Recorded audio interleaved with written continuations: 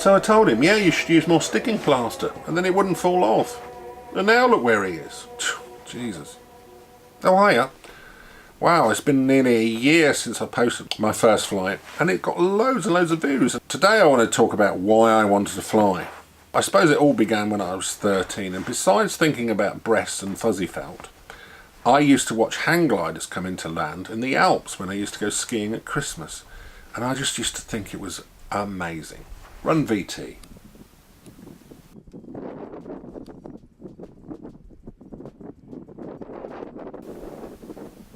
Wow, I thought, that's spectacular, or rad as you say in Americano. So then I was browsing through videos on YouTube, and I suddenly came across a YouTube video of James Aldrich flying. Run VT.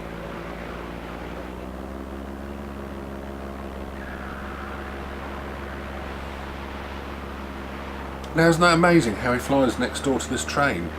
And the spectacular scenery around him is just staggering. I just thought that was so spectacular. Then of course you progressed to becoming completely obsessed with it. I watched all the early Tucker Gott films, and then I came across a shouty happy guy with loads of opinions called Sanchez. Whilst being an excellent pilot, he proclaims to be the world champion of just about anything to do with paramotoring. He also sells the best, the safest, the strongest equipment known to man. He's the fastest, the tallest, the highest, the best instructor, the best at everything. So whilst watching all these videos, I thought, wow, it would be lovely to fly, but there's nowhere around here. And then one day, a man turned up to do some window work on my house. He said, my other passion is flying. He flies flex wings, which are basically a hang glider with a motor on it. So he said, when the weather's right, why don't you give me a call and come down the field? So that's what I did. But whilst there, I met Mike, who's an instructor of paramotoring, and I thought, wow, that's what I'd really like to do.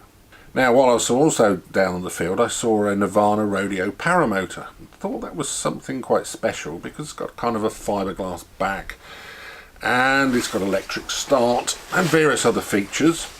Well, that night I went home and I just couldn't sleep. I was running through my head. I went on eBay, and sure enough was a Rodeo Paramotor there on eBay. It had 1 hour of use. It was basically brand new, but it was half the price of a brand new one. Loads of options, extra options. And so I looked at it. I thought, well, the harness is a medium harness and I need a large harness. So I think I'll make a offer of £500 less because I'll probably need to buy the larger harness. This was at 1 AM in the morning, so I made this offer, and the next morning I went back down to breakfast and my missus said to me, oh, I see you've bought it. And I said, sorry, what? That paramotor, you've bought that paramotor. You're not doing paramotoring, that's too dangerous. Oh, I wasn't even aware I'd really bought it. So the more she said no, the more I wanted to go ahead and do it. So by 11:30 I paid the man via PayPal. He sent me a message that he'd deliver it the next day. Then he sent me another message that he could deliver it within a few hours. So he drove all the way from Liverpool, which I think is about a 3.5 hour journey, and delivered it. So within 5 hours of paying, I had it in my garage. Unfortunately, he didn't start it, and that's another interesting subject, that every paramotor, you have to get used to starting it. And I've seen people knock other people's equipment, those who sell it usually, on YouTube. And, you know, it's a skill really to get used to how to start your engine. Mine, I have to pump loads of petrol into it till it runs out the air filter, and then it will start. So then I contacted Mike, who said I needed a training wing. I bought a training wing. It was old, slow, heavy, horrible. And I started ground training with Mike. I spent a day with him. He explained what I should do, and I then met Martin. Now Martin was, he'd started paramotoring a year before me. He's flown a few things as Martin, and basically he's kind of mentored me through my journey, and without him I definitely would have given up. There's been so many times I was dragging my training wing around the field. I remember one day folding it up and it was raining and drizzling, and I just thought if I had a can of petrol I'd pour all over it and gladly set fire to it. Anyway, after many hours of practicing, I made the decision to buy a Dudek Universal 1.1 wing, which is very good for new people, and I think quite a flexible wing. It's also quite fast, and I'm sure someone's going to comment on the bottom that it isn't. But if you've got any other opinions, you can comment on below, gladly.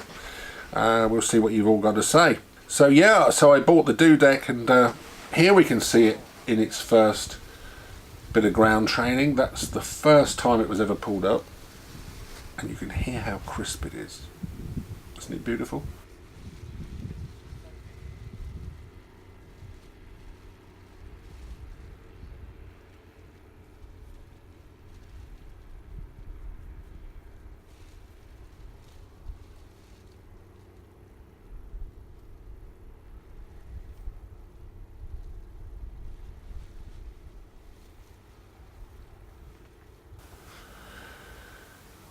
And then of course next came motor training,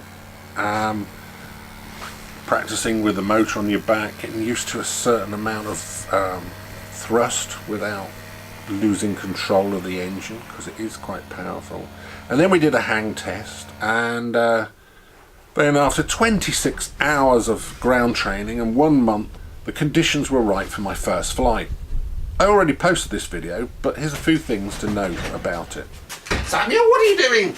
You're not masturbating over those James Aldrich videos again, are you? Yeah. Come on, come and do something. Come and do something more Can I have useful. 5? Oh Jesus, I better go.